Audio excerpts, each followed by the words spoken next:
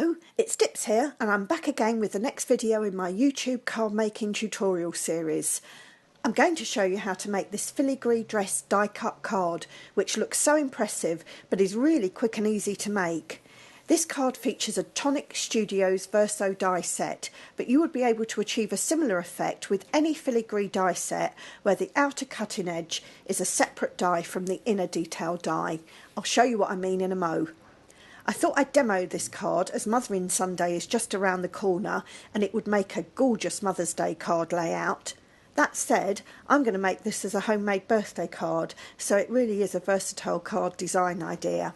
Let's have a quick run through of what I used to make this card. First, I have a selection of pretty mulberry paper flowers, including cherry blossoms and rosebuds. Let's put these aside for now.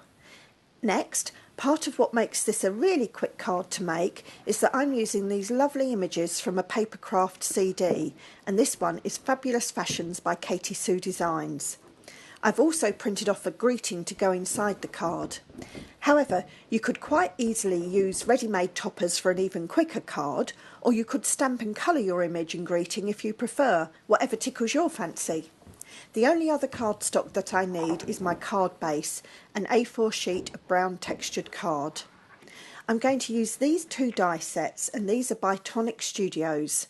This is not a sponsored video, but I did used to blog for Tonic Studios and I received these dies from them during that time. For the filigree card base, I'm using the Indulgence Boudoir square base, and as you can see, the outer cutting edge on this die is separate from the detail die. You can use any similar die for this card style, but you do need one with the separate outer cutting edge. I'm also going to use two dies from Tonic Scallop Circle layering dies, that's always a mouthful to say. As well as the paper flowers, I will also use some flatback pearls to decorate the finished card. You'll find a list of all of the dies and materials I've used for this card in the description box below. Please do subscribe to my channel for more video craft tutorials and give me a thumbs up if you're enjoying this one. So to start, I've selected two of the Scallop Circle dies, one slightly larger than the inner circle on the boudoir base and the other slightly smaller. You can see that I resized my topper to fit perfectly into the space, which is one of the advantages to using a CD-ROM. I taped down the die over the topper, but I slightly offset it so that the image sits to the right of the circle, and I made sure that the sentiment was centered to the top. I'm going to decoupage the other two images, so I'll cut them out by hand once I've finished the die cutting. Just a quick whiz through the grand caliber to die cut, and then another with the embossing sandwich.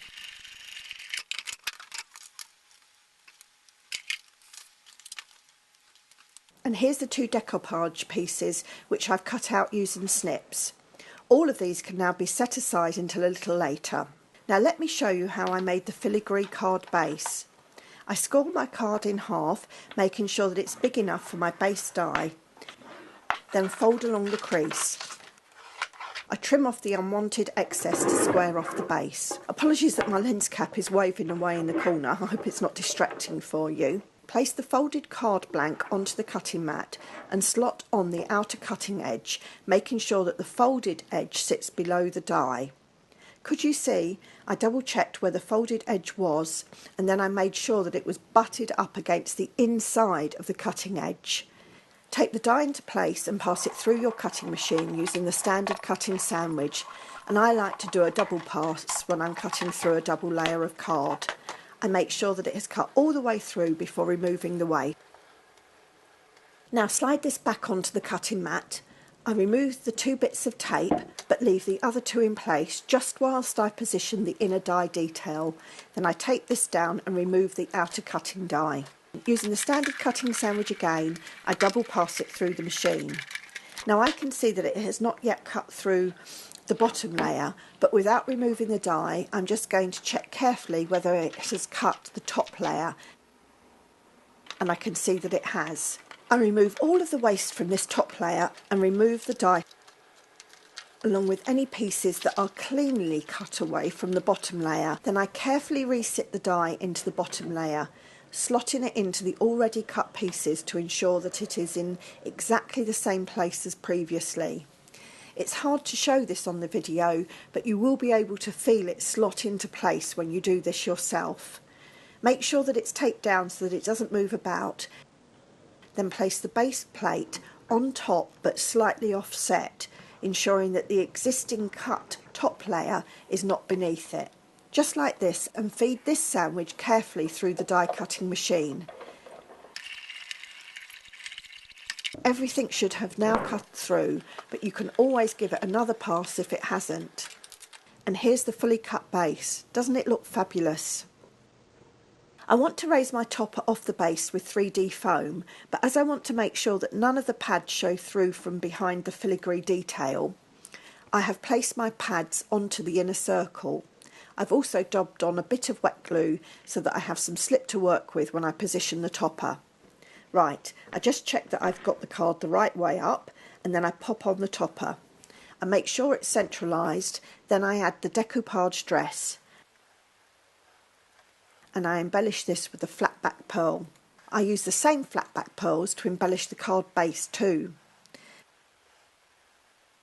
There, I think you can see it more clearly now. Then I stick the sentiment greeting inside the card and add the decoupaged handbag. Now for the mulberry paper flowers. I snip the stems off the back of the 3 cherry blossoms. For these little frilly flowers, I twist the wire stems around this embossing tool to make a twirly feature of them.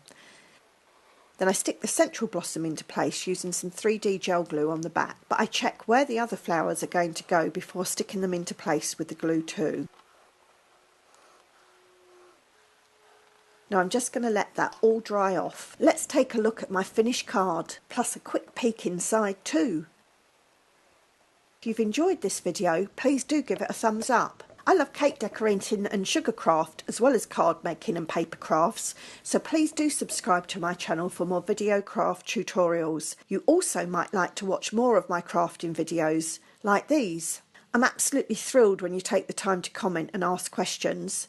And can I ask you, is there any other of my cards that you'd really like to see as a step-by-step how to make video? Thank you for spending your precious time with me, and bye for now.